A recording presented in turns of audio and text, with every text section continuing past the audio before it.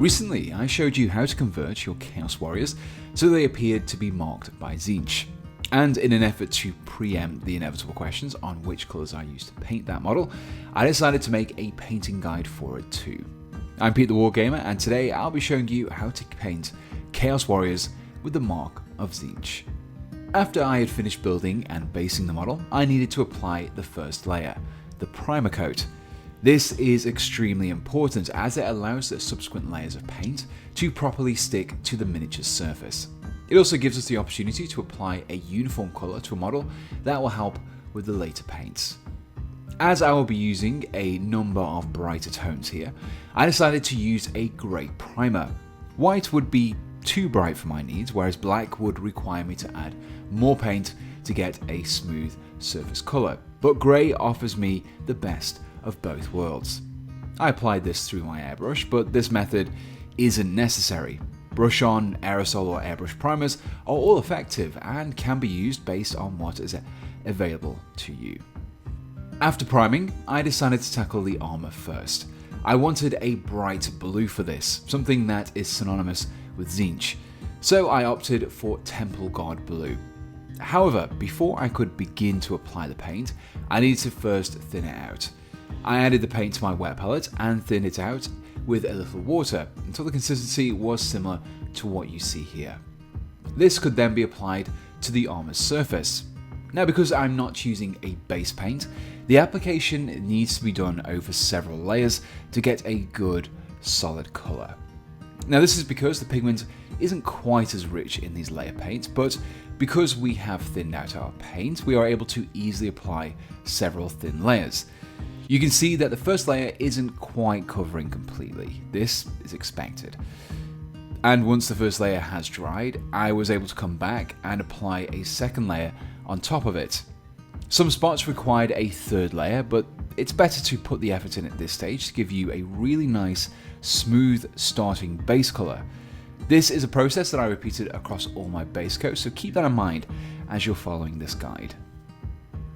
With the basic colour of the armour achieved, my next step was to increase the level of detail on the model by adding some shading to the recessed areas. The quickest and easiest way to do this was with a wash. However, I often find washes to be a little too strong, so I like to thin them out a little.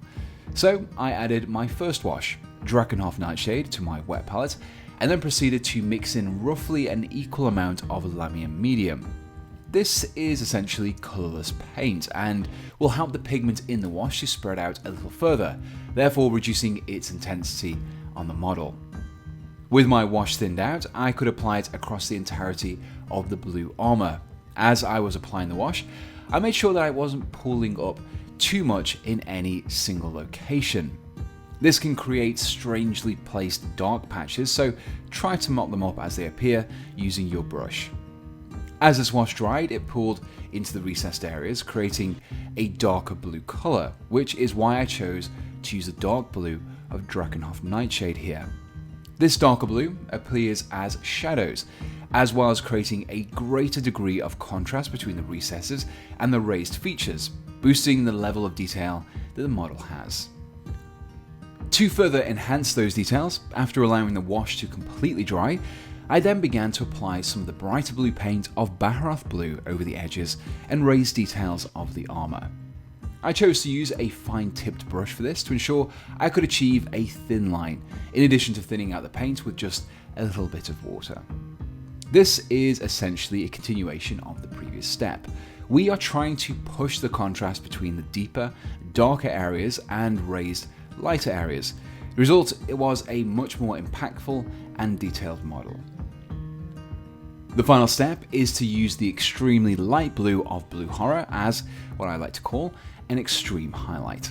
This is essentially the same principle as the last step, however this time I focus my application to just the corners and the rivets of the armour, essentially the sharper bits of the model. Having lighter spots on these parts gives them a much sharper and more defined appearance and will really help those details to show through. Now, this 4-step process of base, wash, highlight and extreme highlight is a process that is repeated across the rest of the model, albeit with different paints. So as you're following along, keep those tips and techniques in mind that I've already mentioned. With the armor completed, the next area to tackle was the leather areas of the model. This covered quite a few parts and included the gloves, boots, belts, and shield straps, although depending on your model's loadout, these may vary somewhat. To begin, I opted to use the warmish medium brown of Steel Legion Drab as a base coat for these areas. When it came to washing the leather, I chose the brown wash of Agrak's Earthshade. As well as being one of the more useful washes, coming in just behind Northern Oil, it's great for maintaining warm earthy tones like the leather that we're tackling here, and you will see its use again in this guide. For the highlights, I opted to use browns which were more faded rather than being brighter in tone. This led me to first use the slightly tan colour of Baneblade Brown as my first edge highlight. Now, some of these areas might be a bit trickier to highlight than last time, with them being less defined edges than the armour had, but the principle remains the same. Just take your time and try not to load too much paint onto your brush as you're applying those thin lines.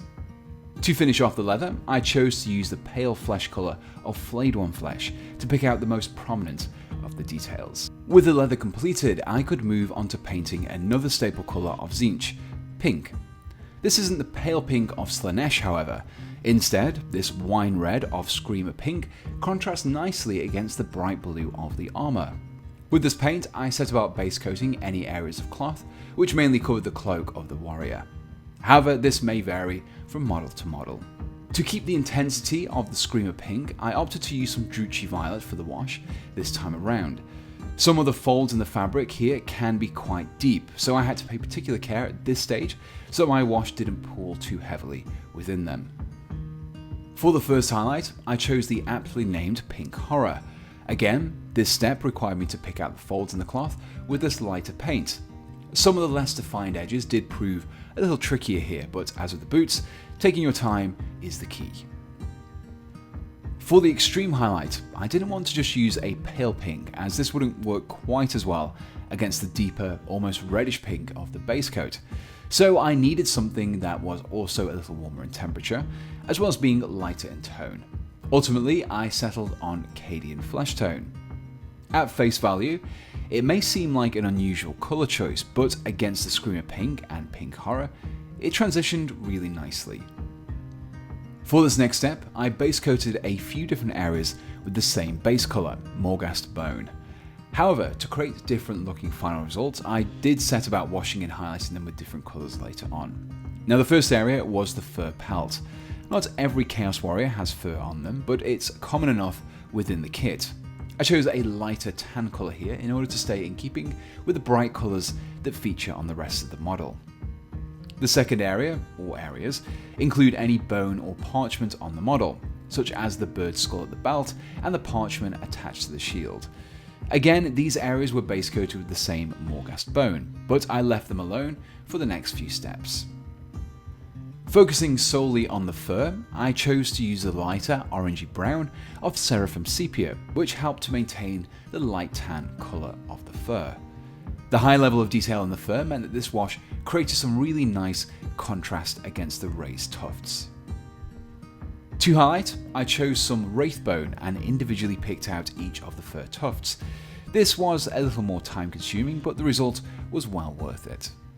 Finally, to really help the tips of those tufts stand out, I added a very small dot of white scar to the tips of each of them.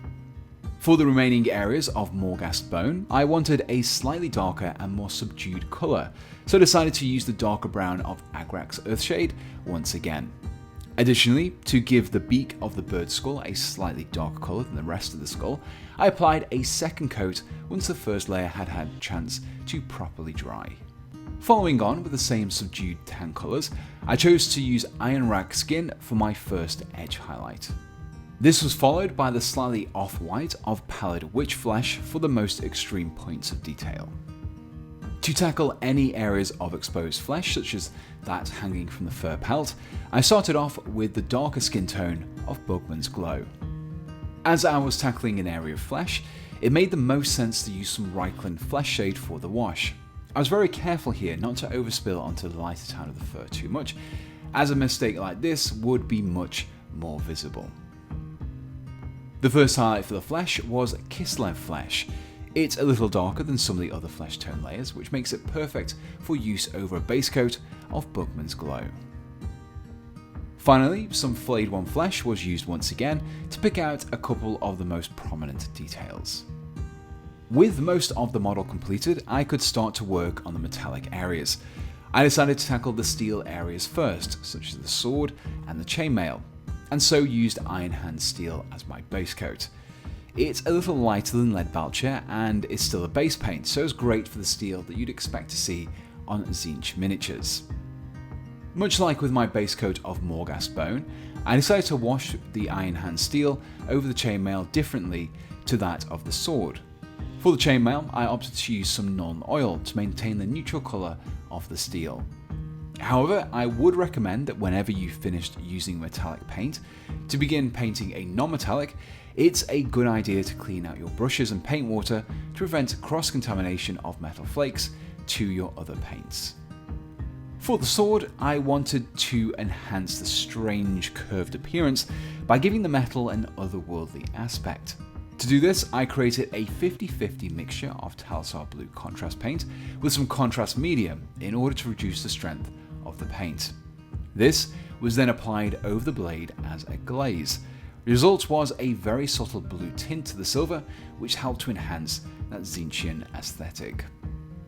Finally, the edges of both the blade and the chainmail were given a highlight of Stormhost silver to really help enhance their sharpness.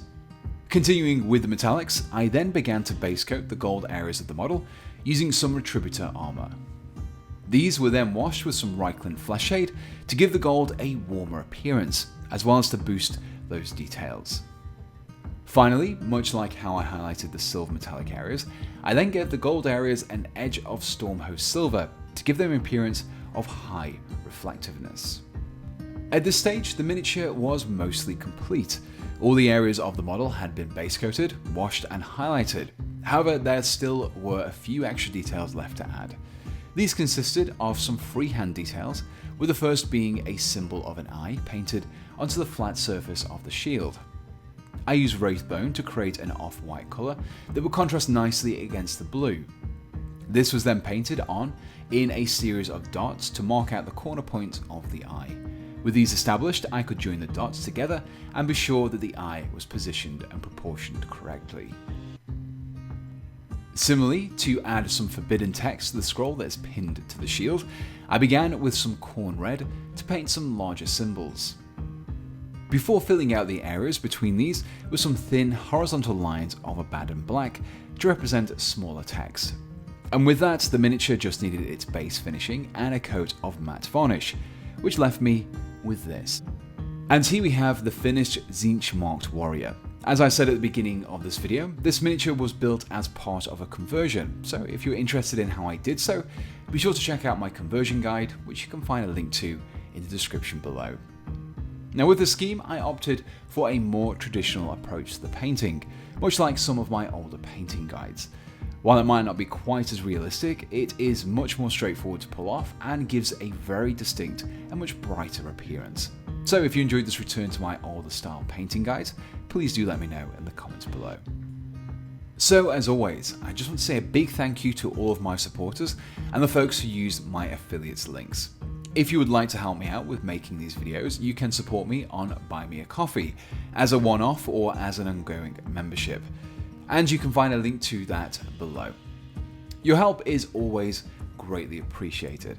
If you like this video, then check out my other conversion guides and other painting guides, and please do consider subscribing. And so until next time, thanks for watching and goodbye.